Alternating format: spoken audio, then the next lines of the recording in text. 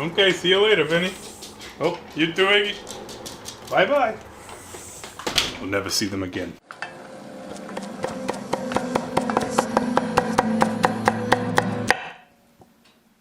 Hi, I'm Phil. Hi, I'm Kevin. Welcome to Pretty Good Cooking. Pretty good. Tonight on the show, we're gonna make a recipe based on a recipe that John sent me called Cuban fish tacos.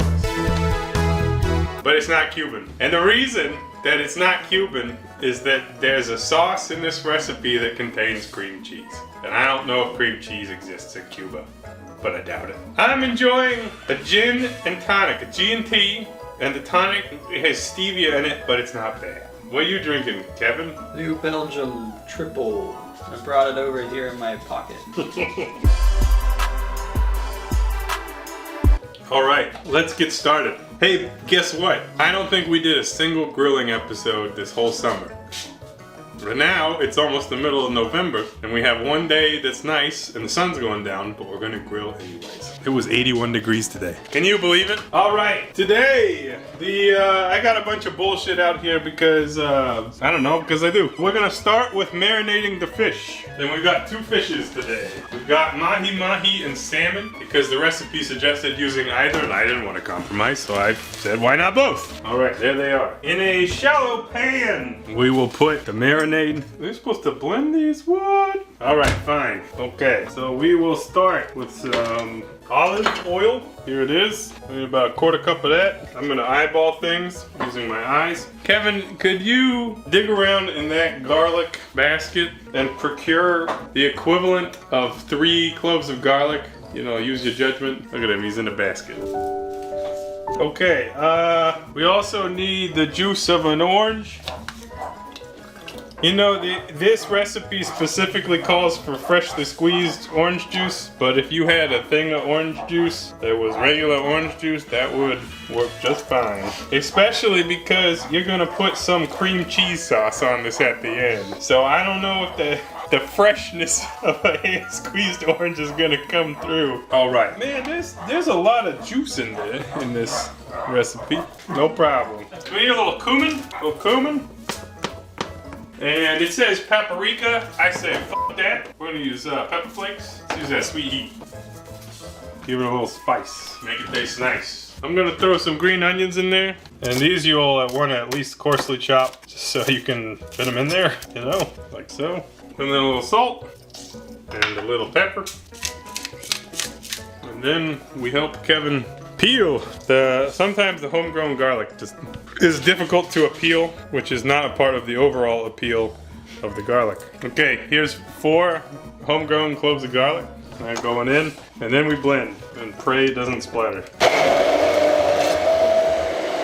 Right, looks good. Looks good. Okay, so in this dish, this very dish, here's our mahi squared. Looks like this, a rectangle of fish.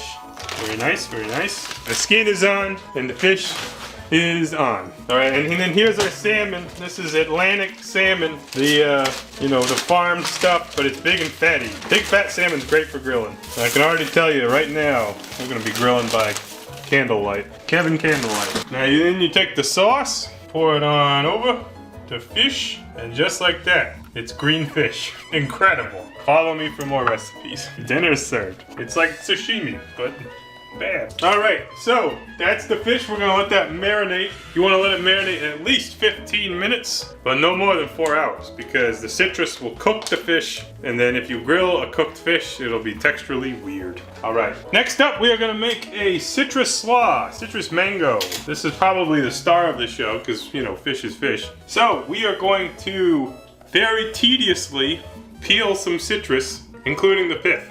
And I think Kevin can do one and I'll do one, or I don't know. But I am gonna demo to Kevin what we are trying to do here is basically get through the pith. Oh my God, that's a lot of pith. Where's the f***ing fruit?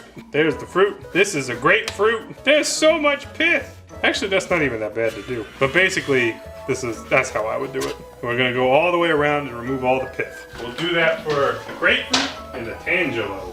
Do you believe in yourself? Yeah. All right, over here I'm working on the cabbage part of the slaw. And some of the outer leaves, they look fine. We'll use them. It's a red cabbage. It's red cabbage. That's purple. You're not wrong, Kevin, but they call it red. So I'm thinly slicing it like you do with slaw. Kevin's holding up the mango, and he's looking at me with an inquiring face. His face says, "How peel?" My answer is, I don't know how to chop up mangoes. Every time we've used them on this show, it's been a disaster. All right, I'll wing it. Yes, yes, yes. You feel confident? Yeah. Good. Okay, on the side, we're trying to make this slaw John friendly, so we're only gonna put in a little bit of jalapeno. So just a little bit jalapeno, just to give it a little kick in the dick, as it were. And because I like flavor, we're gonna add some onion. Citrus and onion, what a pair. What's your take, Kevin? It's definitely weirder. Okay, well, there we go. Here's some cilantro. Alright, there's our cilantro. Starting to think this bowl might not have been big enough, but in the meantime, I'm gonna work on that citrus that our pal Kevin prepared for us. So at this point, you can remove the center pith. And what we're gonna do, which is kind of interesting, kind of sorta maybe, is we are going to squeeze some of the juice from these and then chop it. So the juice will be some of the marinade, but then also we'll eat the fruit. And then we can just chop that up. Kevin's laughing. It's always a good sign. Is it going well? No. Maybe you should film Kevin. You feeling confident? Yes. I have resorted to physical extraction of the mango. I have never cut a mango before in my life. Let us know if you can tell in the comments below. As long as it ends up as small bits, I'm happy. That's a grapefruit and a Tangelo. Wow, look how nice that looks. Look how nice that looks. I'm gonna put some lime juice on this. You put lime juice on everything in this recipe, by the way. Okay. He's making progress. Put salt on this. Put salt on it. I salted it. Salt the mango. We salted the thing the mango's going in, so.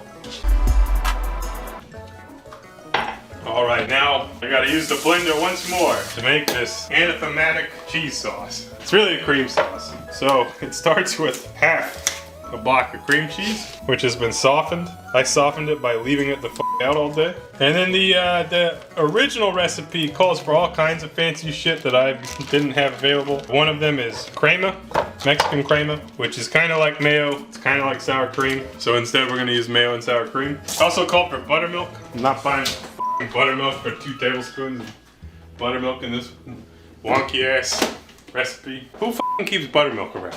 Maybe an old person. Some mayo. That's sour cream. That's our crema sour. Here's Chipotles and Adobo. You can use a couple peppers, or you could use some of the sauce, or you could do both. 1 pepper, 2 pepper. There are almost no recipes in life that call for a whole can of those, which is how they get you. Big Adobo is selling you things that are too big. You heard it here least. Here's this mango, which Kevin has masticated. Bless you, Kevin. I chewed it up, spit it out. Okay, and then we mix that all up together. And just because I like making even more dishes, I'm gonna throw it in a bigger bowl, because I can't get a good mix. Isn't that wild? We only use 2 leaves of cabbage. Is that even coleslaw? I don't know. Let us know in the comments. We could add more cabbage, but then it'll be less citrus. Tell you what, you put this on just about anything, it probably tastes pretty good. I think it needs more cabbage. What do you think, Kevin? Yeah. Kevin and I both have transgenerational appreciations for cabbage. I kept both of our families alive in the past. This is another 2 leaves. I'm sad that the sun's down, but we knew it would happen. Okay, check it out. Check out the slaw. That's pretty good. Maybe I could have chopped that cabbage up better, but who cares?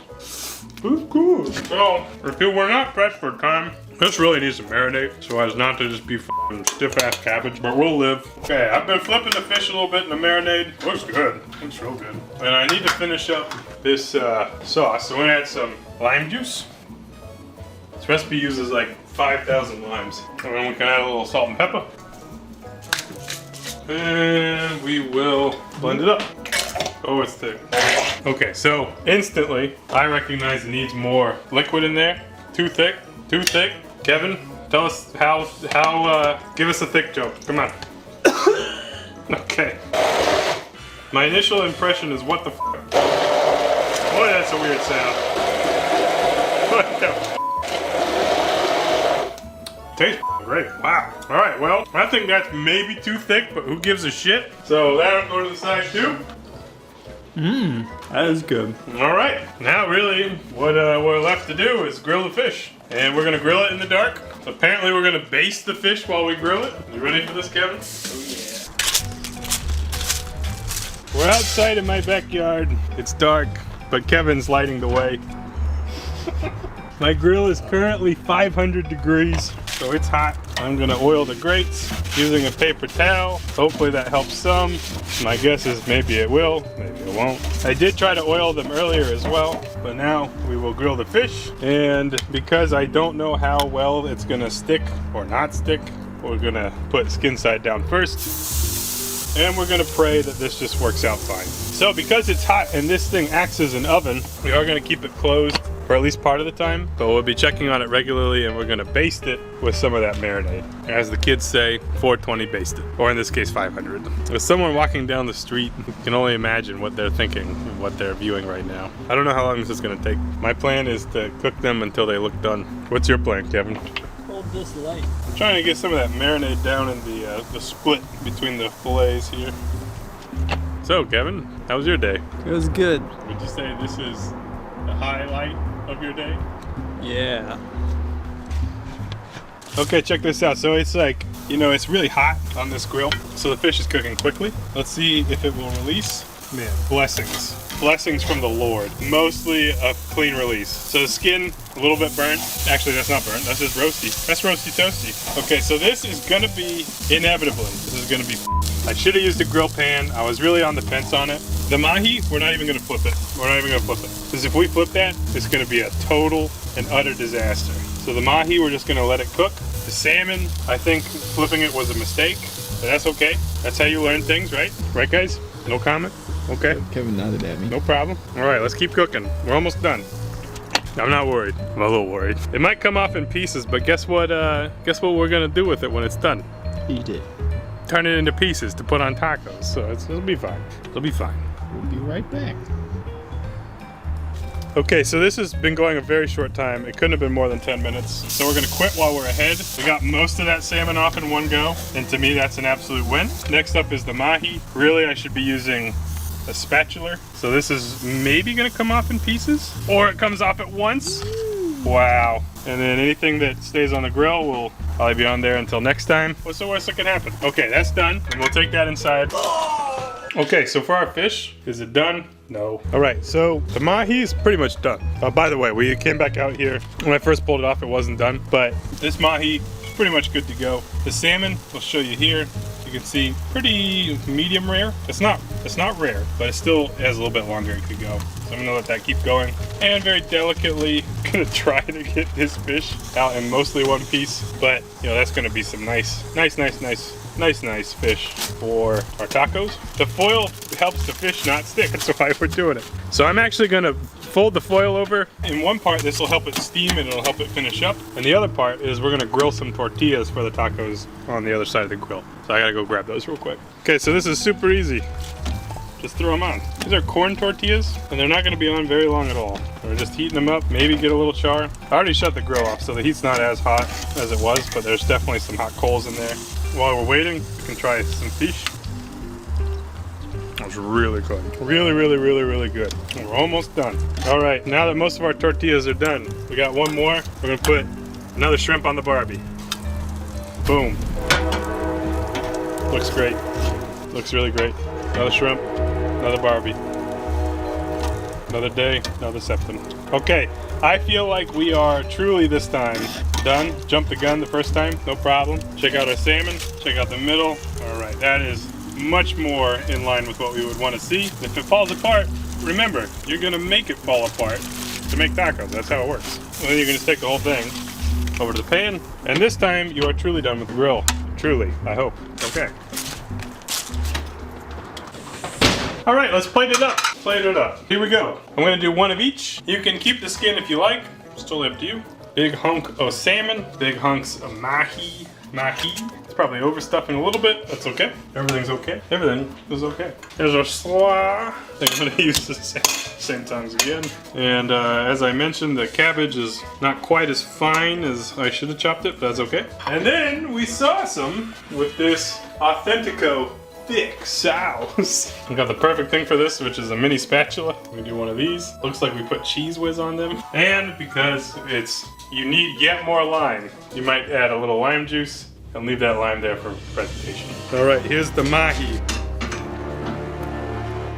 Really good flavor. Kevin, make sure you use less cream than I do. So the fish is sublime. The citrus slaw is bitchin', and the sauce is overwhelming. It like covers up almost everything. F this sauce. Don't make the sauce. Just eat the other things. It's healthier anyways. Let's try it with the salmon too. Okay. The salmon has a little bit more flavor, as you would expect.